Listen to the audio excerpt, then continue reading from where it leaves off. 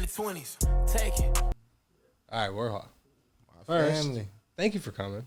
Of course, Elliot. I appreciate it. Man, Long overdue. I've known you for some years now. We've never done an interview. How old were you when you moved to Chicago? Born and raised out here. Really? Born and raised. There's always that rumor, 2015, 2016, Warhol's from Atlanta secretly. I was from Atlanta.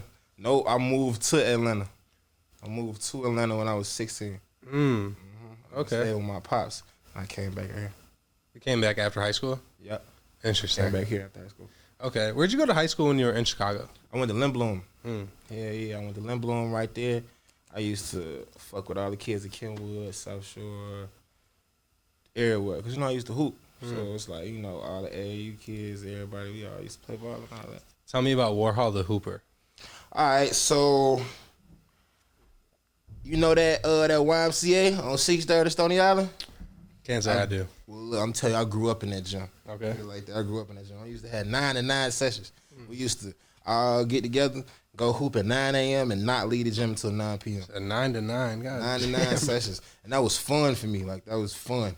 Like, interesting. Literally, like, bro, I spent, like, a good chunk of my childhood in that gym. Because you're tall as hell, too. How tall are you? Like 6'5"? 6'2". Nah, bro. You taller than 6'2". Nah, I ain't gonna lie. With these Yeezy boots, I'm probably like 6'3.5". Okay, I bet. For sure. What position were you? Shooting guard. What number did you wear? 16. Why? Good question. I just seen 16. I was like, all right, give me that one. And I just stuck with that number. Okay, bet. None of that had any significance to the interview. But at all. So tell me, who were some of your musical influences growing up? So I come from a big music family. And when I say music family, I don't mean we all do music, but we all got like a strong love for music. So my range is crazy, but like I grew up listening to anybody from Erykah Badu all the way to Gucci, all the way to Jill Scott, all the way back to, you know what I'm saying? Like anybody that you could think of, like Doom right here, my boy Common right here, it grew up on all of these folks, you know what I'm saying? So it's like I had a real good range when it came to the music, bro. Real good range. So I can't even really tell you who I grew up listening to. I grew up listening to everybody, bro. For real. Capital Steez. Capital Steez, RIP Cap, 47 shit, man. For real.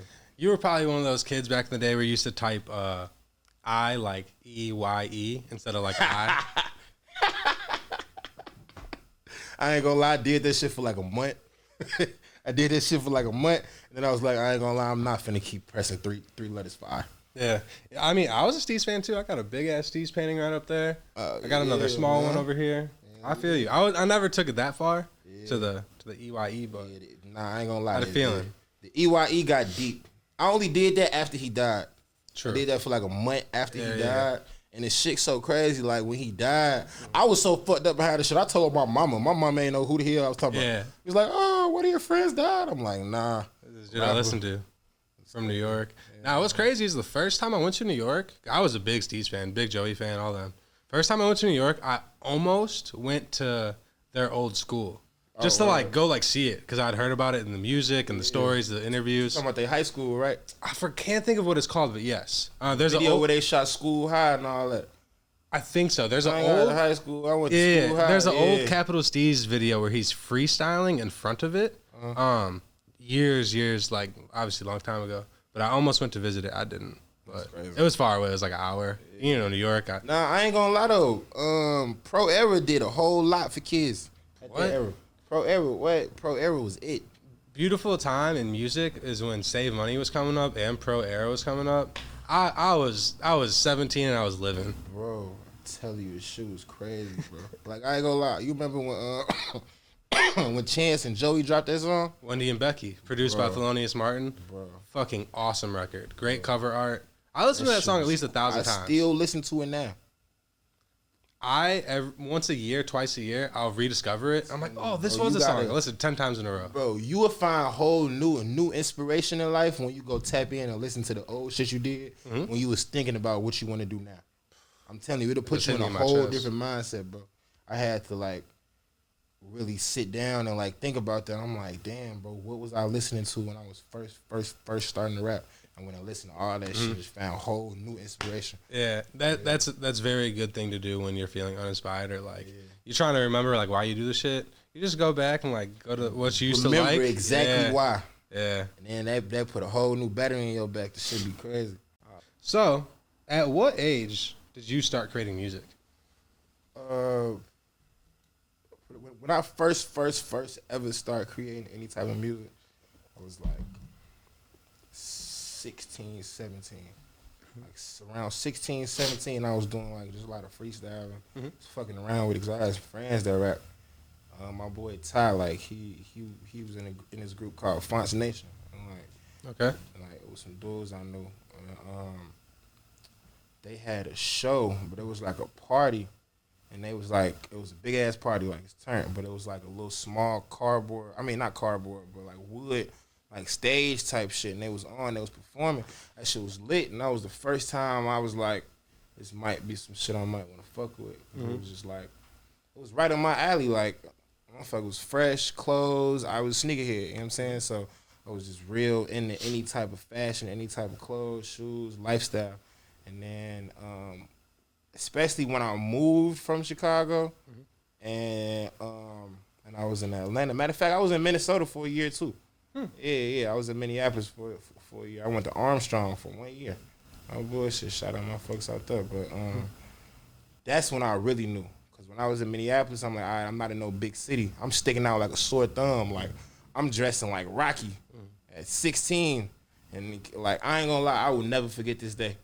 First day of school, I walked in there with a flannel around my waist, some jeans, and I think it was some black cement threes. And everybody's like, yo, why you look like you got a skirt on?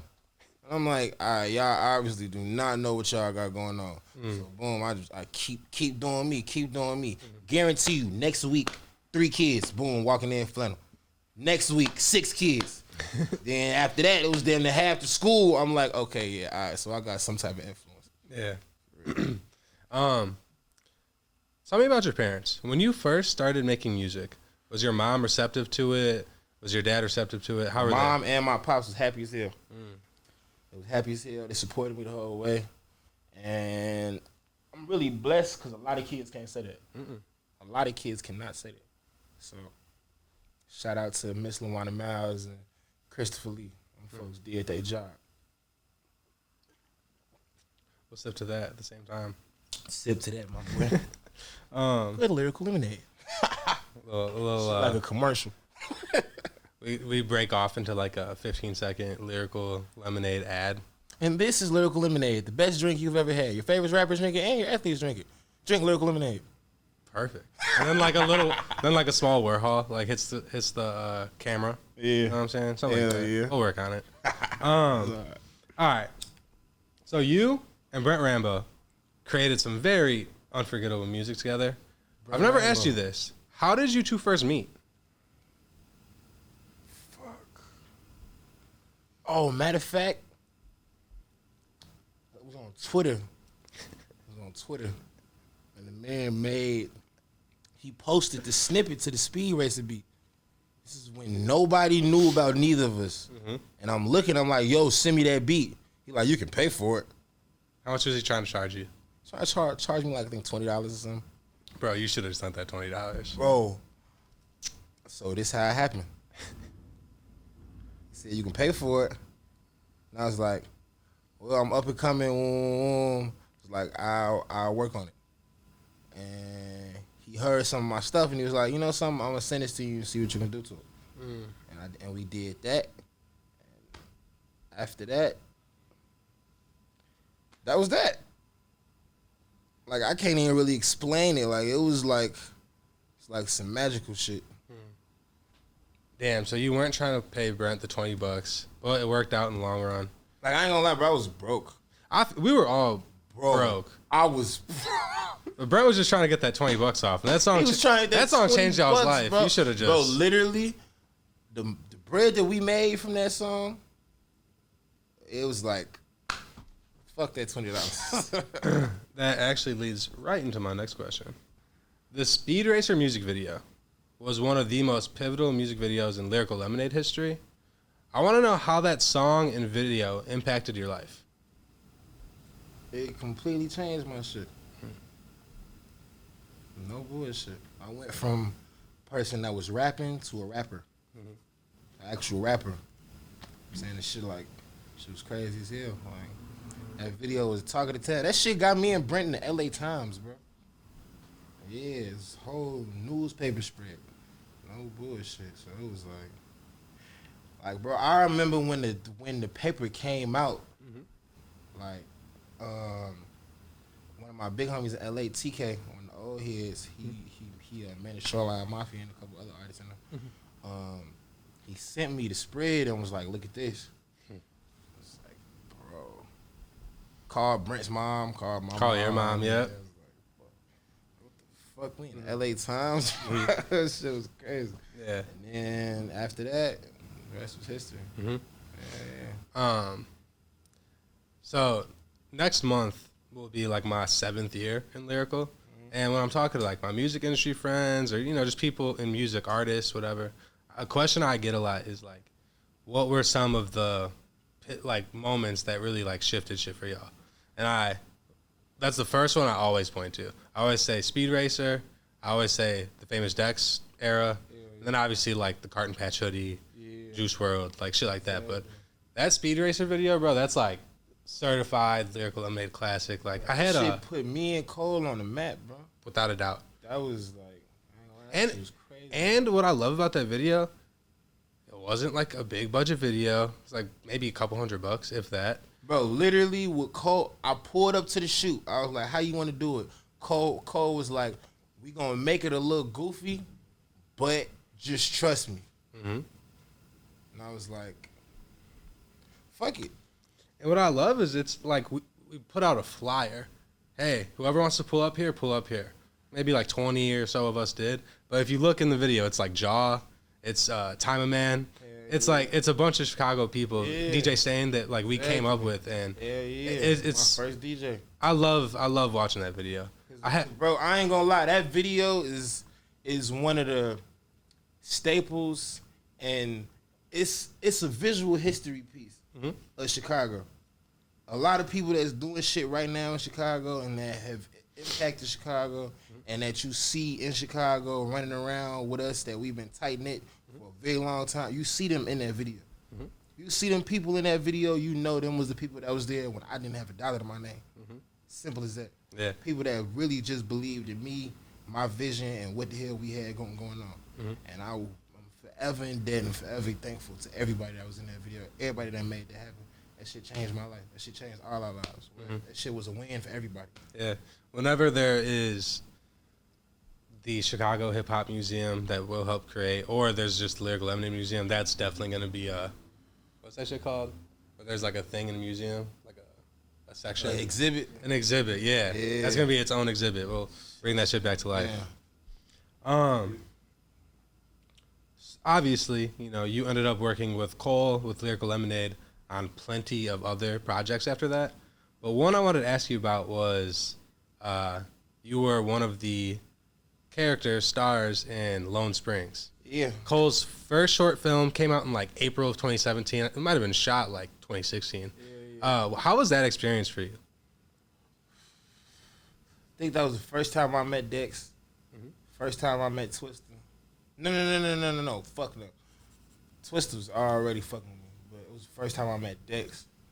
And from then, like, that's how I ended up going on tour with Dex. Me and Dex got close as hell, like, after that shit. So it was like, that shit was lit. No bullshit. Matter of fact, we shot that shit, and literally the same day, we made On My Waist. Later on that night at his sister crib. Yeah. Hell yeah. And then we shot the video in that parking garage? We shot the video in the parking garage, his hotel lobby, the bathroom. Yeah. We was at the water tower, I think, weren't we? It was the water tower. It was one of them malls that was downtown. It was downtown. Yeah. Now, that Lone Springs piece, we holy shit, we re-watched it today. And it's just awesome. It's kind of like the Speed Racer video. It's you, it's Dex, it's Twista, it's Femdot, it's Supa, it's Taylor Bennett. It's like, bro, St. Taylor, Millie. Supa, and Femi, them 3 people right there, you just named people that's been around me since I was a kid, bro. You know what I'm saying? Super was the person I was listening to when I was a shorty. So it was like fucking with him through car. Like, it was just a whole lot. It was, Yeah. shit was dope. Yeah, no, I love that. Same thing. It's another like piece of that shit on YouTube. Maybe only has a couple 100,000 views, but like if you were around the city or like if you know thing, exactly. And like sure, years from now, when this shit's all said and done, we're all old as fuck or dead. Like people are gonna looking at me like, holy shit, they had who? They had him too. They had, directed by Cole. I love that piece so much. I've never asked you this. Matter of fact, yo, why don't y'all make like a timepiece poster, like that's from that shit? It's down the hallway. You haven't walked down the hallway yet. Seen it. It's up, framed in the hallway. That's crazy. Yeah, I'll show you right after this. I need a print of that. Yeah, yeah, we'll get you on. So a few years ago, you moved to LA. I want to know the decision process, right? When you were moving from Chicago to LA, like what was going through your mind? Why did you end up making that move?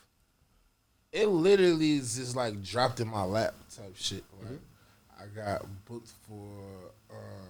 You remember them shows, Ham on Everything? Yeah. So I got booked for one of those, and it was a show with Peep, and boom. So I pull up, and just the amount of love I received was just crazy, bro. It was like, I ain't gonna lie, that was probably the craziest amount of love that I received, like at that moment and at that time in my career. So it was like, it was just a lot of like opportunities coming just left and right. Like, bro, in that week span of me coming to LA for the first time, bro, I was making mad bread, doing features, meeting a lot of motherfuckers. I linked up with Peep. That shows how me and Peep got close because of my boy Nadar. Matter of fact, Nadar was the one that booked me for the show. You know what I'm saying? He booked me for the show. Nadar was making beats for Lil Peep, like at that time. So I came out there. We had the show together. We linked up. I was fucking with them for like a week, 2 weeks. I came home, I think like 2 weeks. Then I went back, and it was just that. Yeah, and you had your No Jumper interview around that same time. Yeah, bro, I had my all that happened in the same week. Yeah. You know what I'm saying? So I'm like, bro, this is too much going on. I'm staying here. Yeah, I'm like, what the fuck? Like, bro, all this motion just came off me coming here for one show. Yeah. And then Pete went on to be the man that he is. Long live that man. You know what I'm saying? Like, can't nobody tell me shit bad about him. That man had the best soul, best heart, one of the best people that I've ever met in my life, bro. Yeah. Real genuine love for you. You know what I'm saying? So it was crazy. Like, when I figured out he passed, I was on tour when he passed. And, like, the show we had that night, I damn near did a whole Peep tribute that night. Yeah, like the same night he passed. Or I think the next day was one of them days. But yeah, regardless, though, like that shit changed my life, bro. That first week in LA jumped my shit. Like after Speed Racer, after all the love I was getting in Chicago, and then going over there, and then that 1 week meeting all them people, it just put my life in a whole different spot. Yeah. I went from that little broke kid that was rapping to I got some money in my pocket and I'm moving around doing whatever I want to do. Yeah. And meeting all these people, getting real studio sessions. Labels called me left and right. You know what I'm saying? So it was like, why would I leave here? I understand. I guess I don't understand because I don't live in LA, but I feel you. It's just the side of LA that we really be seeing be a lot of fake shit. But I'm telling you, if you get past the fake shit and find a little gold mine that what was 2016, 2017, 2018, and the people that was around during then, it was real, like, it was a vibe, bro. Shit was lit. It's just a lot of fake shit be getting forced in niggas' face in LA, bro. So if you don't know, where the vibes is for real, it's all bad. Yeah. And you probably don't miss, like, I know you miss Chicago, but you probably don't miss winter in Chicago. That's it. Yeah. That's really it. Yeah. I don't miss winter. But I still will come home when it's cold just to get that feeling and remember what the hell it felt like leaving to get on the bus at 7 in the fucking morning to go to Harold Washington for a week. Build some character. I went to Robert Morris for like a year, so same kind of thing. I feel you. Exactly. Harold Washington for a week and dropped out. I was like, nah, so. Yeah. You were just trying to make your mom happy? I ain't gonna lie, my mom's for sure wanted me to go, and I was trying to like convince her. I'm like, Mama, trust me, I got this. And when she let me drop out, It was like, matter of fact, she didn't let me. I really just did it and then told her. But she was like, all right, bet. You got a month to make something work. And in that month is when all of that shit happened. Not the LA shit, but just the like Speed Racer, all that. All that. That's an interesting story. I had a similar. I was going to Robert Morris. You remember how small Lyrical was? Yeah. I almost hate telling people these stories now because they don't really remember when the shit was small. They don't remember when Lyrical had 500 Nobody followers. remembers. It was so small. And nobody remembers when we was working in that house on the north side. Yep. Melrose. Nobody Cole's old crib. remembers that. Yeah, with the gas station right there. But it's like, look, at the same time, I done learned coming up in this shit. Yo, come up. Everybody had a crazy come up, but it is for you to remember your come up. It's not for everybody to remember. It's for those involved. You know what I'm saying? Yeah. Like, if you involved in the success of this shit and you don't remember that little back room that we had to work in, then you don't deserve to be here. Yeah. I remember trying to explain to my mom, like, when Lyrical was that small, I'm going to drop out. She didn't even know what it was at the time. I told her then. It's like, it's this thing I'm working on. It's like a music website. And she was like, I could tell she wasn't, like, pumped, but she trusted me. And it's funny now because, like, I got 9 siblings, and they be telling my parents, like, how big the shit is. But I'm glad you remember it, bro. That crib is legendary, low-key. A lot of music videos were shot there. Literally. A lot of parties were thrown there. Kind of like the Sleepers crib. Yeah, the Sleepers crib was crazy. We gotta have a whole documentary about Sleepers. It should be, bro. What's crazy? Me and Jake talk about this. Fuck? On YouTube, Chicago Sleepers YouTube, for like those listening who don't know. Bro, why did we not keep doing that? We'll talk about that later. But like, there's maybe 20 interviews that exist, but it's like Jake that works at Lyrical and our homie Jaw.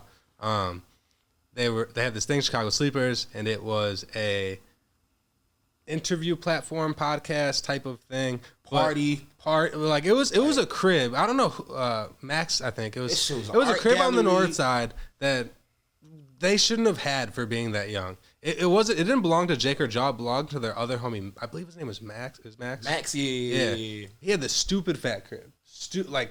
Is almost as big as like this office. Bro, something that no 18-year-old should have at his fingertips. It was no parents there, none of that. No supervision, and it was hella parties there, but they did interviews too. So there's this YouTube, Chicago Sleepers on YouTube. There's 20 interviews that exist, and it's literally them interviewing Warhol, Lucky, Femdot, Brent Rambo was in one of them. I think I brought Pump and Smoke Perp through. They did come through. They didn't do an interview. They no interview. Hella people at that time. Codone has an interview. He's one of the biggest fucking artists in his lane right now. Exactly. He made the Speed Racer cover, bro. I did not know that. Codone made the Speed Racer cover, bro. Matter of fact, I'm going to tell him to get that frame. Codone's a GOAT in his own right. Codone is the GOAT. And every time I see him, it's like, my boy. I won't see him for 2 years, and we just pick up right where we left off. That's the great. Codone got good energy, bro. I like when his mom calls him, and he answers, and he goes straight to fluent Spanish. You know, like, it impresses the fuck out of me. Hell yeah. Damn, we went on a little tangent there. I kind of like this. This is the most, like, podcast feeling interview I've ever done, but, you know, that's why we have the mics. Because, bro, we really lived through a lot of stages in Chicago. Yeah. Now, Lyrical Lemonade runs everything, but we had to kick down some doors. Bro, can we talk? We had to put our foot in the door, Can we talk about how the older Chicago, like, OGs at the time, whether that be music or on, like, the back end of shit, were not fucking with us? Bro. That was a weird point. Do you remember all them shows at Portage where I would get in fights with the security because I had too many people? We still love Berto. We're still friends with Berto. The security's nice now. Bro, listen, it's just crazy. But you're right. They used to be on dirt with us. Nah, bro. Me and Berto and all them got such a good relationship because we almost been in fist fights against each other because they like, bro, we got to check all y'all. I'm like, bro, we can't do that. Yeah. Bro, this shit was crazy. Nah, me and Berto did not hit. Hey, yo, shout out Berto, bro. Nah, Berto's a go. What's Unc name? What's Unc? Berto's like older homie, or like it's Ivan. Like Uncle Ivan. Shout out. Yeah. Ivan was the one I almost got in a fist fight with, bro.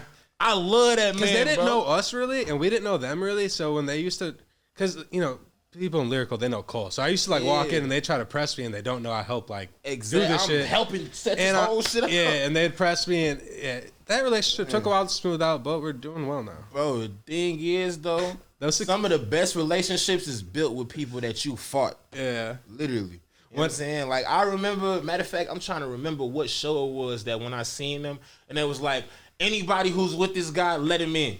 No, when they finally came around, they came around. Because I don't want to say their names. You could blur this, but you're talking about his names.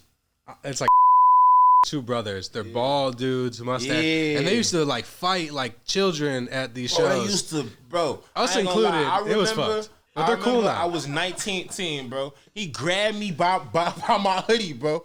And I'm grabbing him, almost about to, like, try and flip him. And I'm like, bro, if you don't chill out, bro, I'm performing on this show, bro. You wildin'. I don't give a fuck who's performing. Just like that. Yeah, that's his voice. That's crazy. Bro, and I got the best relationship with them dudes now, bro. Yeah, no, they're super cool now. What's funny is there's going to be some people that watch this. Some that are like, what the fuck are they talking about? But those people that are at those Portage shows are going to be like, those brothers, they punched my cousin. Like, they're going to know exactly. When I was talking about the OGs in Chicago that were not fucking with us, I was not talking about Birdo security guards. Oh, yeah, hell no. I was talking about other people, but we'll move past that. But what? We love y'all. We love y'all with all our hearts. Yeah, you know it. You got to be nice now. You remember my first show that we did with Lyrical? When it was me, Dex, Uzi.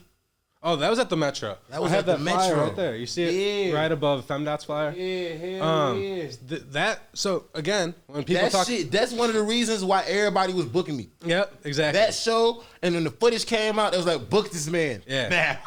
That is the... when we talk about Speed Racer and those pivotal moments in Lyrical, that's one I always bring up, too. It was Lil Uzi Vert's first show in Chicago. It was at the Metro. We got him right before Love Is Rage dropped, so like early. Y'all, bro, look. Perfect shit's time. So crazy, bro, because it fucked my head up. Booked the man. Didn't even know the project was coming out. No. Love Is Rage drops a week before the project. I mean, a week before the show. Before the show, and we booked him like months in advance. Bro, we was promoting that shit way before, bro. And this show was Lil Uzi Vert, Roy Friend, I'm going to restart that. This show was Lil Uzi Vert headlining at Metro with Martin Sky. Logan was on it. Webster X. This is when Martin Sky was still a rapper, too. Yeah. Crazy producer. Roy was on there. Can't see one of those names up there. You guys see what that says? Orange? I can't see it. God, I fucking feel bad now. Probably my shit. Oh, duh. Yeah. Warhol. And then it was DJ'd by Els the DJ. If you guys watch Dave? Dave, the show with Lil Dicky? Yeah. My song was just in that shit. Yeah. So Taco is playing Els the DJ. Like there's a real Els the DJ, but Taco is acting as him in the show. He actually DJs for Lil Dicky now. But another legendary show. Dude, that was our first big concert. Yeah. That was the only time we've ever thrown a show at the Metro. Because they probably saw, oh shit, they got Uzi? I bet. Yeah. But yeah, that was a legendary moment. All right. Damn, so this we went on another tangent, but I'm fine with that. This ties back into, when we were talking about you moving to LA and, living in LA, you said you got tight with Shoreline. Yeah. So right before COVID hit, you went on a tour with Shoreline. Shoreline, yep. How was that? Crazy. Nuts. And this was right after Mind Right dropped, when I was on that album. That shit was nutty. Viral. Lit up. Yeah. Yeah, I remember when that shit was going on, and then maybe a couple of weeks later, COVID hit, and it was just over for. I had COVID. We all had COVID. On the tour? On the tour bus. Damn, that's fucked. Bro. And we had it, but none of us knew why we was that sick. We thought it was just like a regular, you know what I'm saying? Damn, it was before the facts were out. 2 weeks it was before anything about COVID-19 was anything. Came out like 2 weeks later. It was like, it's been around since October. I was like, that's why we was sick. Crazy. All right. This is random. But Polo G recently tweeted and said Chicago got the best rappers. Yeah, we do. Your thoughts? I don't give a fuck, but nobody say we do. We do. Atlanta's in close second. Atlanta's right there, but I agree. Yeah.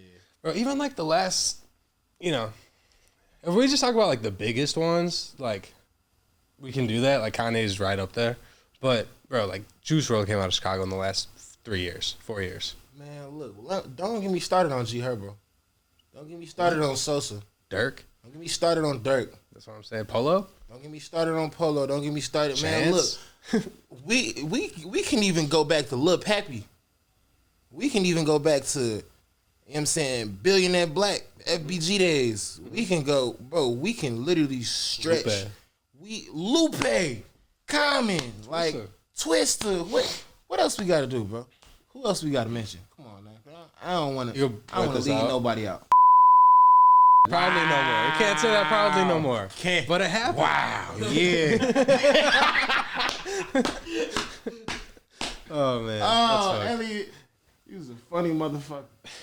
Bro, Chicago got it. I don't give a fuck what nobody say, bro. Chicago got it, and we got range. Oh, what? We got range. All this New York drill shit, that is 2015. I hate when 2014, they trying to 2013 in Chicago, bro. I'm trying to tell you, like, come on now, we got the drip.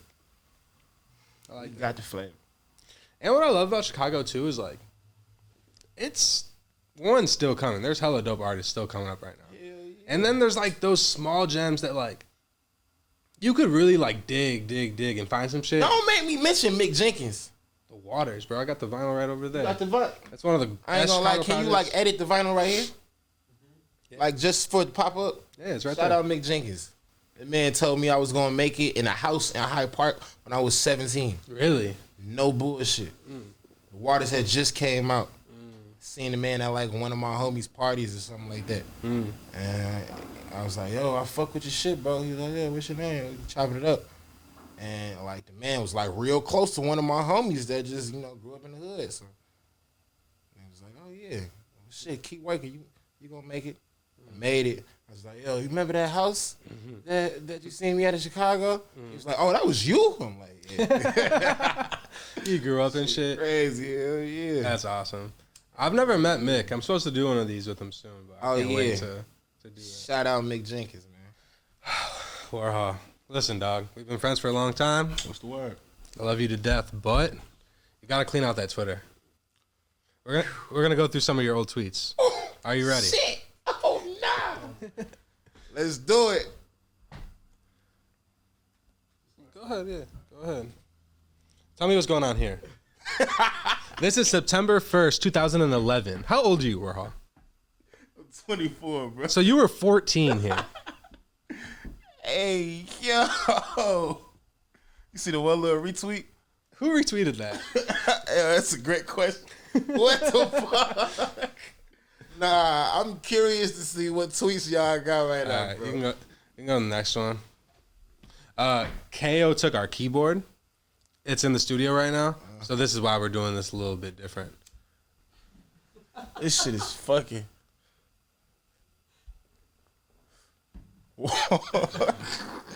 You 14 here. 6th grade was only 2 years before this.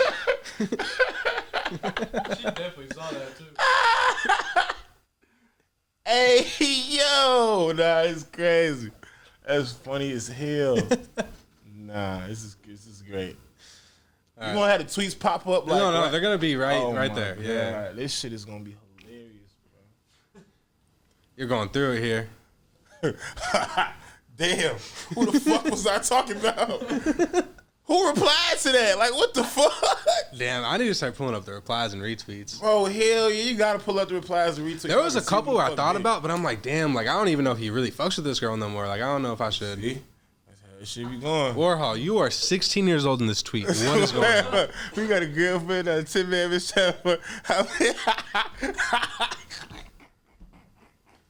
Hey, I ain't gonna lie, bro. My brain fucked up. I just be thinking about wild shit, bro. Twitter's my place to say it. You do be thinking about wild shit. Tell me. Wild shit is right. Yo. What the fuck is going on here, Warhol? Go. No, leave it.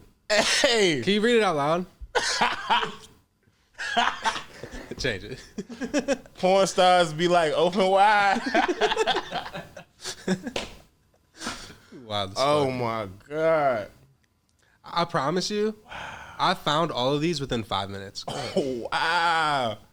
You ever want to Hey.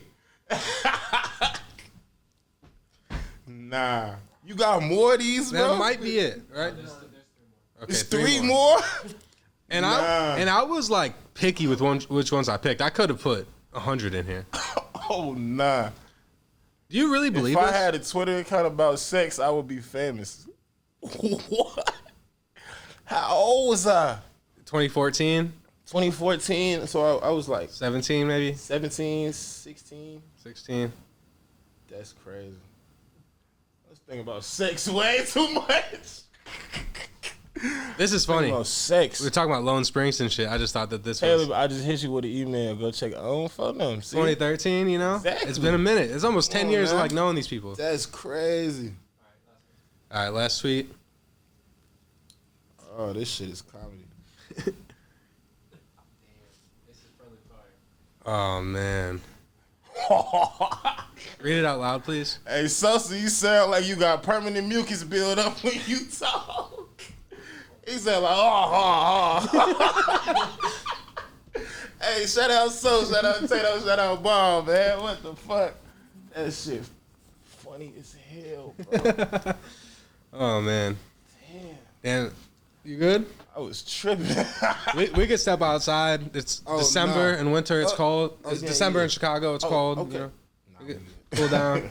You know, like what I love about like December, it's like Christmas time and shit. Mm-hmm. Mariah Carey is like playing again. Is it true you had a crush on her growing up?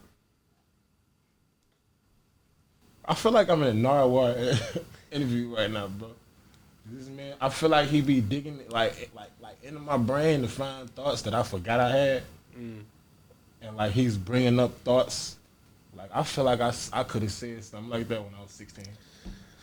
For one, I appreciate the compliment. That was nice, but I didn't include it here. But you tweeted in I think it was 2012 that But I say 16. you quoted and you said like Mariah Carey could still get the pipe. You said it. It'll pop up right above your head. I'll get it after the interview.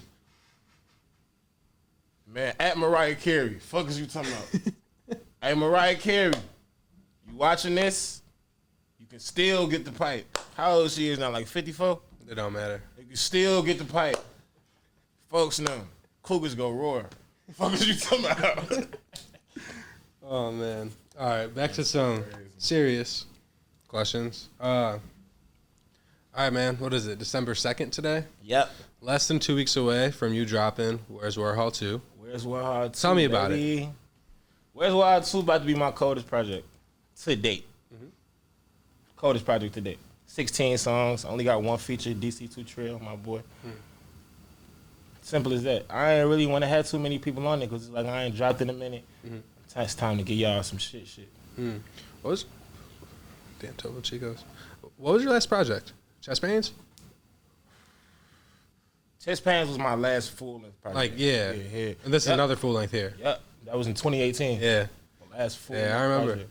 So we've talked about Chicago a lot. We've reminisced about some shit. We've talked about like the city, the scene, all that shit. All right. And we've talked about you moving to LA. This is a question I love to ask to Chicago artists. There's always that conversation, right? Chicago, the music scene, you know, in Chicago, they don't have this, whatever Atlanta has. They don't have this, whatever LA has, or whatever New York has. What do you think is missing in Chicago's music community? Just unity. The same shit you said about what Atlanta got that we don't got. I've been talking about that shit since I literally, when I was living out there and I was in our high school and shit, that's what I noticed off the rip. Like when I came back home after high school and then I went back to Atlanta to go see my pops for the summer or something. And I was out there for the whole time just linking up with niggas and seeing like how niggas work. That's how I met Key. That's how I met 2-9, like all them niggas, OG Mako. Like all of them folks seeing me when I was first coming up. And I was like, hey, I ain't gonna lie, y'all gonna see me. And I was like, oh, I ain't bet, keep going. And then they was seeing me again, like OG Mako, for prime example. OG Mako seen a 17-year-old me walking in to Wish. It's a clothing and shoe store in Midtown Atlanta. And he was like, all right, well, if you gonna work for it, you gonna work for it. I'm gonna see you when you get here. when I got there, man seen me and was like, you remember when you seen me at Wish? And I was like, of course I remember that day. I would never forget that day. And it was just like the way it was reaching to everybody. Like Atlanta got a real, if you from Atlanta and you an Atlanta rapper and you affiliated with any nigga like in Atlanta that's a rapper, you can go to one studio with a nigga and link up with 8 different niggas, 10 different niggas, all because you from Atlanta. And niggas just respect that. You ain't even got to be from Atlanta. That's how Dirk went to motherfucking Atlanta. Everybody in the A is gonna fuck with you. That's what I love about Atlanta. Like if you having your own motion and you can do what you do and you hold your own, niggas is gonna fuck with you off the rip, man. It's genuine love. You know what I'm saying? So that's the only thing Chicago missing. Cause it's like it's a whole lot of us, bro. It's a whole lot of us, and we all got crazy ass talent. We all can do different things from the Christopher Kites, from Luckies, from Supers, you know what I'm saying, all the way to Don C's and Ye and everybody. It's like it needs to be some sort of support system for us as a city or artists, knowing what type of city we come from, trying to make it out this motherfucker. And when I say make it out, I don't even mean lead a city, because I ain't gonna lie, if we didn't have the mentality that we had in the city about other artists and other people, a lot of people probably wouldn't even lead the city, because they like, all right, shit, everybody watching Chicago anyway.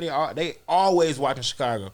So if we have a type of support system here to where it's like, all right, Chicago artists is fucking with other Chicago artists, it's gonna be much more of a demand for us. It's gonna be much more of a like, all right, Chicago got it. You know what I'm saying? Because the only other people I seen do exactly what Atlanta did was Detroit. And what happened?